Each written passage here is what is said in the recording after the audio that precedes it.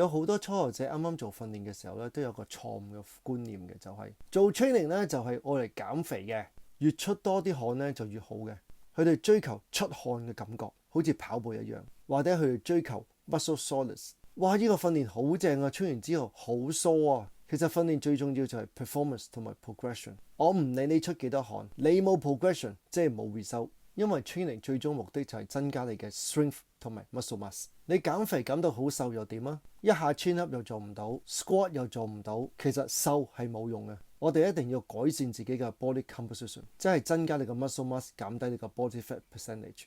亦有好多初學者都會問一個問題：減個肚腩要做咩動作？呢個問題其實問錯咗。其實你要做 full body workout，再加埋 calorie deficit，咁你唔單止減到肚腩，仲可以增加肌肉。咁我需唔需要做腹肌訓練啊？其實當你做 full body workout 嘅時候，你已經間接咁樣練緊你個腹肌。你只要 cut down 個 body fat percentage 嘅話，你就能夠 show 到你嘅腹肌。脂肪大概低過 10% 度啦，你啲腹肌就會現出嚟。